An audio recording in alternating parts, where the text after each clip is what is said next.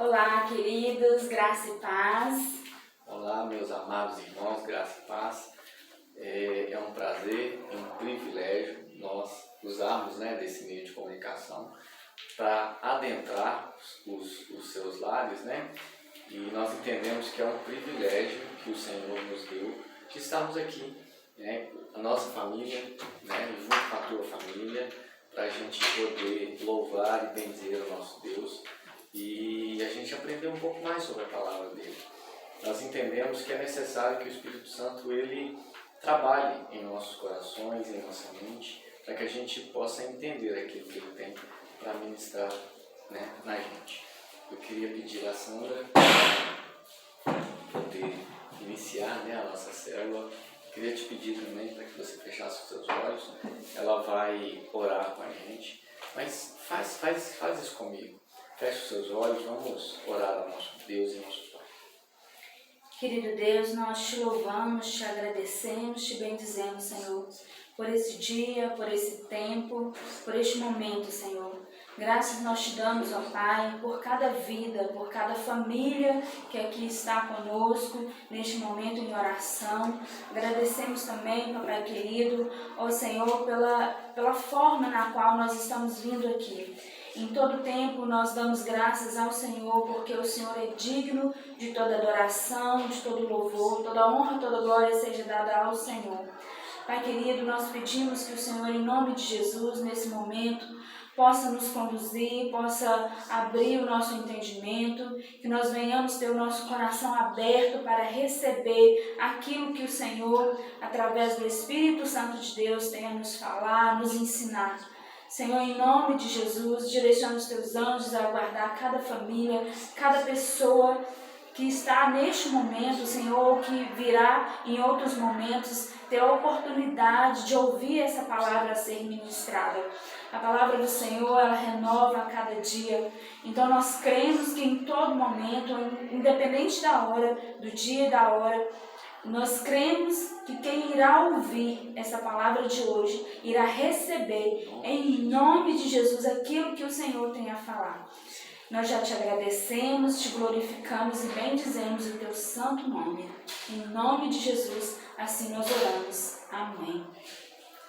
Nós ministramos, amado, que a paz de Cristo seja sobre a sua vida e sobre a vida da sua família. Amém? Amém. Bom, amados, nós vamos dar prosseguimento à célula onde a gente está falando dos profetas. Nosso texto hoje, a gente vai aprender um pouco sobre o profeta Joel. O profeta Joel, ele é também conhecido como um dos profetas menores. Como a gente já havia falado anteriormente, o profeta menor é pela quantidade de capítulo, de página que foi escrito na Bíblia. Não necessariamente o profeta tem maior ou menor importância que os outros. A gente inclusive vai ver hoje que o profeta Joel foi quem Deus usou para profetizar a vinda, a manifestação do Espírito Santo em nós, que aconteceu lá no dia de Pentecostes. Então, talvez você até tenha ouvido falar muito pouco do profeta Joel, mas eu tenho certeza que você já ouviu falar sobre o Espírito Santo. E eu sei que ele está contigo aí, te abençoando, te guiando, te direcionando, E coube ao profeta Joel para fazer a profecia da vinda do Espírito Santo. Amém? Eu queria pedir que você abrisse a sua Bíblia no livro de Joel. A gente vai ler o capítulo 2, versículo 15. Eu vou esperar um pouquinho para que você tenha tempo de localizar. É muito importante que você leia com a gente. É o livro de Joel, capítulo 2, versículo 15. Se você não conseguir achar, pode dar uma pausa no vídeo, localiza e aí depois você continua. Amém? Eu queria pedir a Sandrinha para ler para a gente, por favor. Tocai a trombeta em Sião. Promulgai um santo jejum, proclamai uma assembleia solene. Amém. Tem uma outra versão que fala o seguinte: toquem a trombeta em Sião, decretem jejum santo, convoquem uma assembleia sagrada. Bom, amados, esse texto ele fala sobre Inicialmente, eu gostaria de contextualizar, eu acho que vai ser muito importante isso, que você relembre na época, né, do profeta Joel. Então, foi antes do nascimento de Cristo, amém? O profeta Joel está no Antigo Testamento, e aí no Novo Testamento a gente tem o nascimento de Cristo como homem na terra. Então, o profeta Joel, ele estava naquele período, né, em que a gente tinha guerra entre os países, a gente tinha os muros que cercavam as cidades, amém? Deu para contextualizar? Então, o que acontecia? Quando vinha um exército inimigo para guerrear contra aquela cidade, o que era comum de acontecer? Existiam alguns soldados que eles emitiam um alerta para que todos os outros soldados e também a população, né, o povo, se preparasse para a guerra. E aí, como isso acontecia? Acontecia através do toque de uma trombeta. Então, quando tocava a trombeta, era para todo mundo parar o que estava fazendo e se preparar, porque vinha uma guerra. Amém? Por que é importante a gente fazer essa contextualização? Porque o profeta Joel, nesse versículo que a gente leu, ele começa o versículo falando exatamente para tocar a trombeta em Sião. Isso porque ele está fazendo alusão aqui à vinda de uma guerra. Mas, amados, vamos continuar lendo o texto. O texto fala o seguinte: toque a trombeta em Sião, decretem jejum santo. Peraí, agora ficou um pouco confuso. Porque se a gente está falando de guerra, então teoricamente o que a gente deveria fazer? Quando tocar a trombeta, pega suas armas. Não é? Não deveria ser assim? Sim, né? Mas, queridos, a gente está falando aqui, primeiro, nós temos que entender que quem falou esse texto foi o profeta Joel. O profeta Joel estava trazendo uma mensagem de Deus. E a mensagem de Deus está exatamente ligando à guerra que nós temos em toda a nossa vida nessa terra, que é uma guerra espiritual. E a palavra do Senhor nos diz que a nossa guerra não é contra carne e sangue, mas contra principados e potestades. Exatamente. E para vencermos principados e potestades, qual é a nossa arma? Jejum, oração. Amém, igreja? Então, o que acontece, queridos? O texto então fala para a gente o seguinte: toquem a trombeta para todo mundo se preparar. E como a gente se prepara? Com jejum santo, convocando uma assembleia sagrada. O que é uma assembleia? Assembleia é uma reunião de pessoas, né? Então, às vezes a gente até entende que, por exemplo, a Assembleia Legislativa é aquele lugar físico, e de fato é, mas lá acontece a reunião de pessoas que vão decidir ou resolver alguma coisa. Olha, Papai do Céu trabalhando isso, porque de fato o que o profeta estava falando era exatamente sobre a necessidade de reunir uma Assembleia Sagrada. Assembleia Sagrada é onde se trata de assunto sagrado, mas o povo também não é um povo qualquer. É um povo escolhido, é um povo que também está preparado para guerrear uma guerra santa. Amém? Então, queridos, o texto ele reflete exatamente o que o profeta está falando, é sobre a necessidade de nós nos juntarmos para guerrear essa guerra que a gente vive todos os dias, que muitas das vezes a gente acaba fazendo com que a nossa vida seja, a gente liga tanto para todas as coisas, não é que elas não são importantes, que a gente esquece que nós estamos no meio de uma guerra, porque tem alguns seres que eles não descansam. A Bíblia nos ensina que nosso Deus, ele não dormita. Dormitar quer dizer que ele nem cochila, né? Mas nós também entendemos que todo maligno também está ao nosso derredor para tentar nos derrubar, sabe? Então nós devemos vigiar, a gente deve estar em constante consagração, jejuando, orando, para que o Senhor possa falar em nós, para que o Senhor possa trabalhar em nós e através de nós. Então, amados, esse texto ele traz exatamente sobre essa necessidade. Nós estamos vivendo um período de guerra. Talvez a gente nunca se deu conta de como essa guerra está tão intensa como a gente está vivendo nesse momento. Ontem eu estava vendo que nós perdemos quase 2.400 pessoas em um dia vítimas da Covid-19. Sabe, amados, não dá para a gente lutar contra isso. Porque a palavra do Senhor nos diz, é triste ouvirmos isso, a gente não queria esperar isso, né, ouvir, mas a verdade é que a palavra do Senhor nos diz que Ele abreviaria o tempo. mas ele abreviaria o tempo em nosso favor. Porque a palavra do Senhor nos diz o seguinte, que se ele não abreviasse o tempo, o amor de muitos se esfriariam e nenhuma alma se salvaria. Então é necessário que o tempo seja abreviado para que nós não nos perdamos, né? Porque o amor de muitos, né? Nosso amor, a gente tem que tomar muito cuidado para que ele não se esfrie. Sabe, queridos? Muitas das vezes o amor se esfria porque a gente coloca os problemas na frente, mas nós precisamos entender que nós somos solução. A palavra do Senhor nos diz que nós somos luz do mundo e sal da terra. Então é exatamente aonde a gente deve entrar. Amém? Bom, amém? Amém. Olha só, Joel 2:13. Eu queria pedir para Sandrinha também ler para a gente. Pega a sua Bíblia e abre para a gente, por favor. Joel 2, versículo 13. Amém, irmãos? Rasgai o vosso coração e não as vossas vestes, e convertei-vos ao Senhor, vosso Deus, porque Ele é misericordioso e compassivo, e tardio em irar-se, e grande em benignidade, e se arrepende do mal. Amém? Olha só, esse texto, esse versículo, ele fala, primeiro a contextualização. O profeta fala para a gente rasgar o coração e não as vestes. Era muito comum lá na época antiga, as pessoas quando elas estavam iradas, nervosas, chateadas com alguma coisa, elas rasgavam as vestes, né? Mas o que o profeta traz para a gente é exatamente uma crítica disso. Ele fala, olha, não adianta rasgar as vestes, a gente tem que rasgar o coração.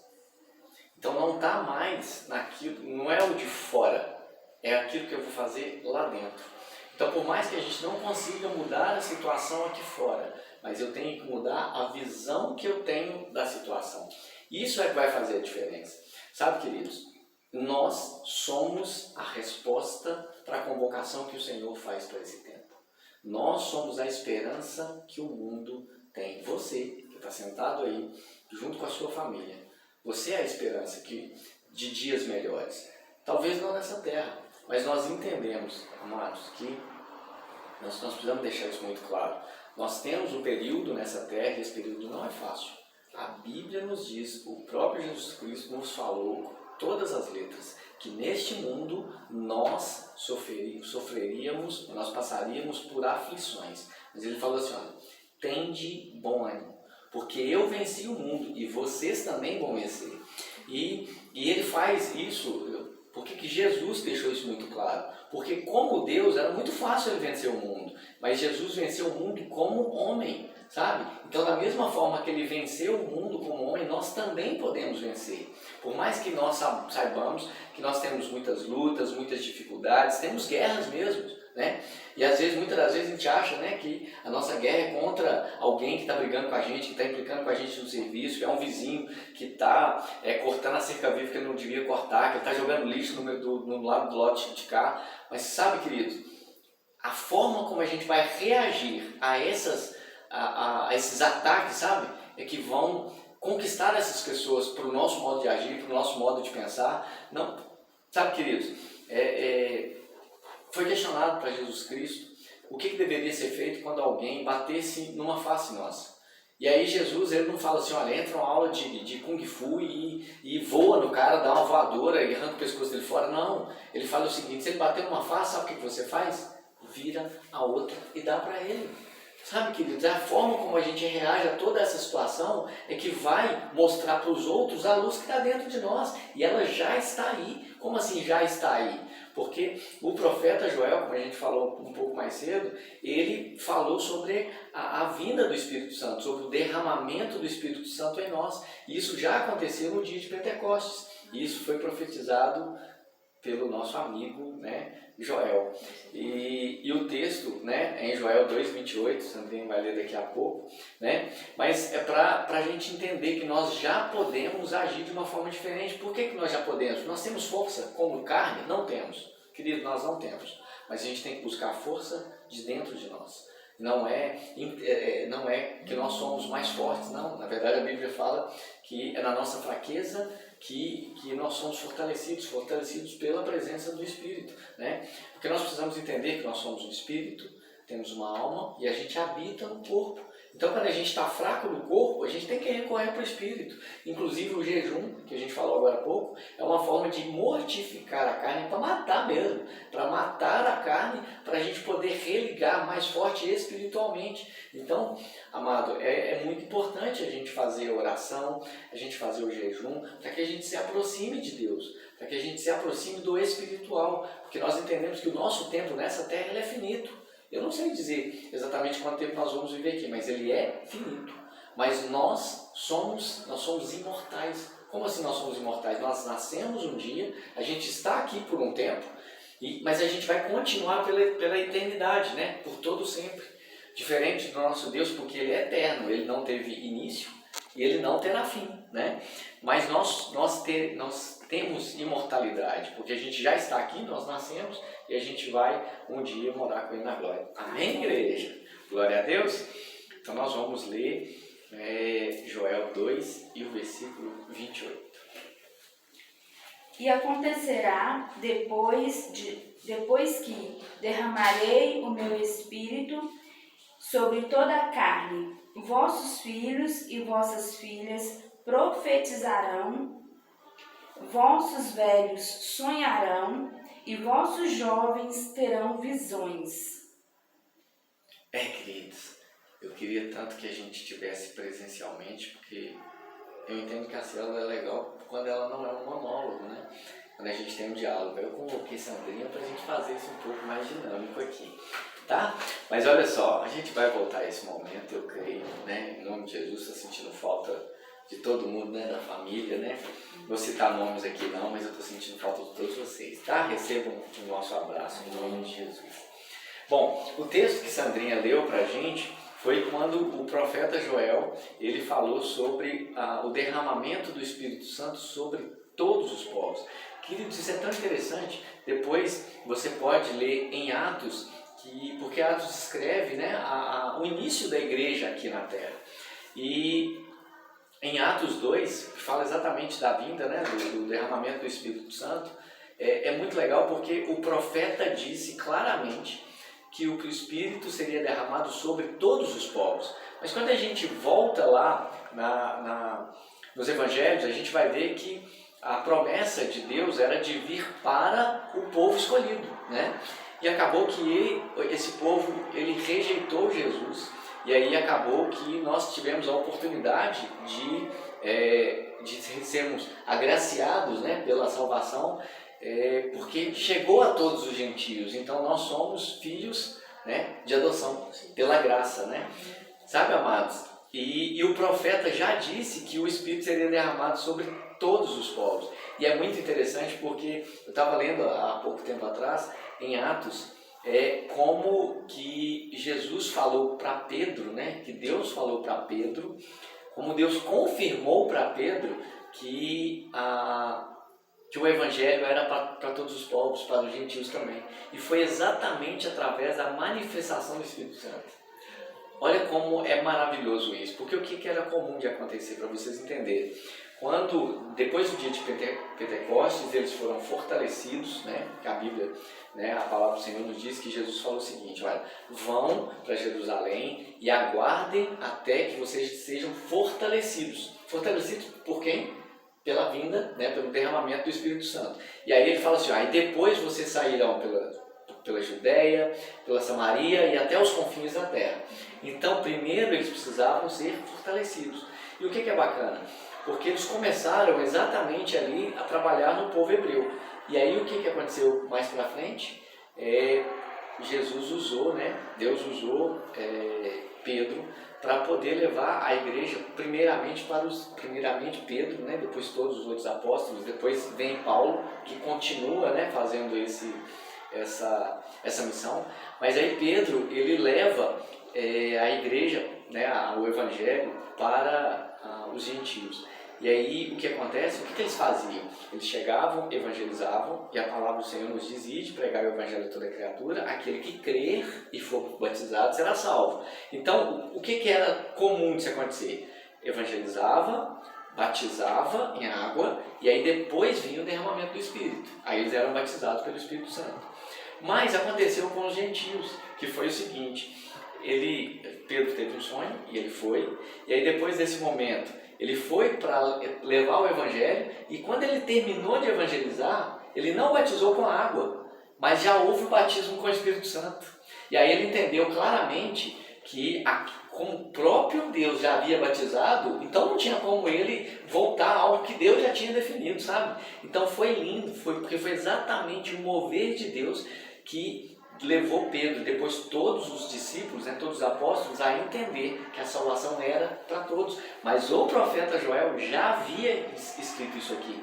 Mas sabe o que a gente entende, queridos? Depois do acontecido é fácil da gente entender, né? Mas eu entendo que tudo é uma aprendizagem. Isso que a gente está vivendo, queridos, já estava escrito na Bíblia, sabe? Mas também é uma aprendizagem, nós estamos aprendendo. Nenhum de nós esperava que o ano seria dessa forma. E a gente achou que 2001 seria totalmente diferente. Mas começou da mesma forma, que do ano passado tudo maluco. A gente não sabe o que vai acontecer. Cada coisa é seu tempo, né? Cada coisa é o seu tempo. E eu posso dizer uma coisa: Deus não perdeu o controle. Ele está no controle de todas as coisas. E o fechamento do versículo, para a gente poder encerrar a célula de hoje, fala o seguinte: os seus filhos e suas filhas profetizarão. Então é um chamado para a gente mudar a realidade das coisas. O Espírito Santo já está em nós. E o que é a profecia? É quando a gente faz com que fisicamente aconteçam coisas que ainda não aconteceram. É você trazer para o mundo real aquilo que não existe ainda. É trazer a existência daquilo que não existe. Aquilo que não existe. E isso compete aos filhos e filhas. Nós somos filhos e filhas espirituais. Os velhos terão sonhos, bem rápido. Normalmente os velhos já não têm mais sonhos, mas eles têm experiência. Experiência para entender, contextualizar e nos mover. Queridos, aproveitem a experiência dos mais velhos. Na cultura oriental isso é muito comum, sabe? Os mais velhos são reconhecidos pela experiência. E a gente infelizmente tem um hábito tão ruim no mundo ocidental, nós estamos no meio disso, que a gente não valoriza a experiência dos mais velhos. Curta, aproveite. Eles foram criados num tempo diferente, mas respeitem. A Bíblia nos diz para a gente honrar. Então é muito importante. E honrar é dar ouvido, é obedecer, é seguir. Queridos, aproveitem a experiência daqueles que já passaram por aquilo. Sabe, amados, é um ditado popular, que a gente cometeu o mesmo erro é burrice. Mas nós temos a oportunidade, sabedoria, de aprender com os erros dos outros, com os conhecimentos dos outros, com aquilo que já aconteceu com os outros. E o texto também nos fala que os jovens terão visões. Visões é aquilo que nos norteia para onde nós vamos. Então, é exatamente essa necessidade, sabe, queridos, de nos direcionar para qual caminho seguir. Então, isso vem para aquele que ainda tem força, Então, o jovem, ele deve aproveitar o tempo para poder caminhar com foco para aquilo que o Senhor direciona. Então, amados, não vamos perder tempo. Nós sabemos que o tempo está acabando, o amor está se esfriando, mas o que a gente deve fazer para o amor não se esfriar? Amar. Aproveite a oportunidade. Sabe, tem tanta gente necessitada de oração, tem tanta gente necessitada de um abraço, tem tanta gente necessitada de um carinho, de uma atenção. A gente nunca sentiu tanta falta de um abraço como a gente está sentindo agora. Estou falando para você sair abraçando os estranhos na rua, não, porque nesse momento nós não podemos fazer. Mas isso vai passar, e a gente não pode perder esse costume de fazer aquilo que era comum. Sabe, queridos, de ministrar a paz de Cristo. Sabe, por onde a gente andar, vai em paz, que o amor de Deus te acompanhe, vai com Deus, é isso, sabe, amados? Pedir bênção. Os nossos filhos perderam esse costume. Antigamente a gente chegava na casa dos nossos pais e falava: benção, pai. E era bênção mesmo, que nem falava bênção. Mas na verdade o pai falava pra gente, Deus te abençoe. Olha isso, era uma ministração sobre a nossa vida. Sabe, aquele que ama a gente, os nossos pais nos amam, né? E aí eles falam, as pessoas com experiência, Deus te abençoe. Não é Ele que está abençoando, não, é Deus que está nos abençoando. Então, sabe, queridos, a gente deve fazer uso desses costumes, né? Então, acho que é importante a gente entender que apesar das dificuldades, nós temos um papel nessa terra. E o nosso papel é entender que tudo que está escrito, tudo que está acontecendo já estava escrito, mas que ainda há uma esperança. Eu costumo dizer que você pode até fazer esse exercício na sua casa. Pega o seu braço assim, ó, e sopra. Você sentiu o ventinho? Faz aí, sopra aí. Você sentiu? Se você tiver de máscara, não vai dar para soprar não. Mas se você sentiu que aqui ainda há fôlego, enquanto há fôlego, ainda há esperança. Glória a Deus. Eu queria pedir para que você fechasse os seus olhos, para que você se abraçasse, você que está em família, para que a gente possa orar junto. A gente perdeu o costume de orar em família. Você que não está em família neste momento, né? Mentalize. Saiba que o Espírito Santo de Deus, ele habita em você e ele pode te abraçar nesse momento. Você não está sozinho. Você nunca Além do está Espírito sozinho. Santo que está com você, estamos aqui todos juntos. Né? Porque entendemos que é um meio em que a gente pode, né, alcançar muitas pessoas. Amém? Feche os seus olhos. Querido Deus, amado e poderoso Pai, nós te louvamos, Deus, porque entendemos que é um privilégio, Pai, neste momento, Senhor, dedicarmos alguns minutos da nossa vida para poder trazer aquilo que é o mais importante, Senhor, que é a comunhão com o Senhor. Pai, nós te louvamos, Deus, pelo privilégio que nós entendemos de termos acesso, Senhor, à Tua Palavra.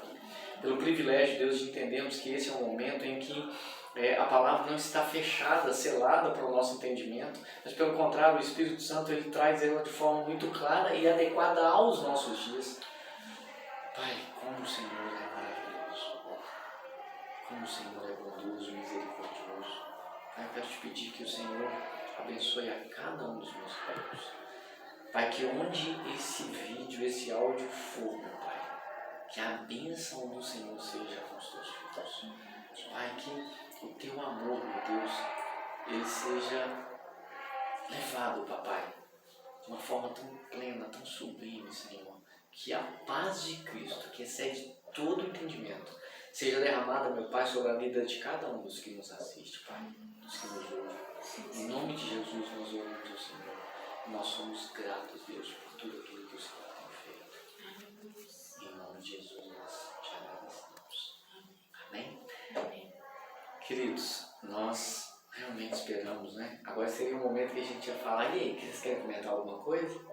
Mas podem ficar à vontade, né? Comente em família, com quem estiver ao seu lado. Aproveite essa oportunidade, né? Para dar sequência à leitura, para poder estar conversando em família com quem estiver com você neste momento, para poder fazer comentário, né? É válido, com certeza. Amém. Esperamos, né, que Deus possa continuar tocando na vida de vocês, somos muito gratos, né? E saiba que sempre, nosso pastor costuma muito falar isso, nós estamos aqui por vocês, nós também, né? A gente entende que nós estamos aqui por vocês, contem com a gente, amém? Em nome de Jesus, até breve, a gente se fala mais. Que Deus abençoe vocês. Deus abençoe.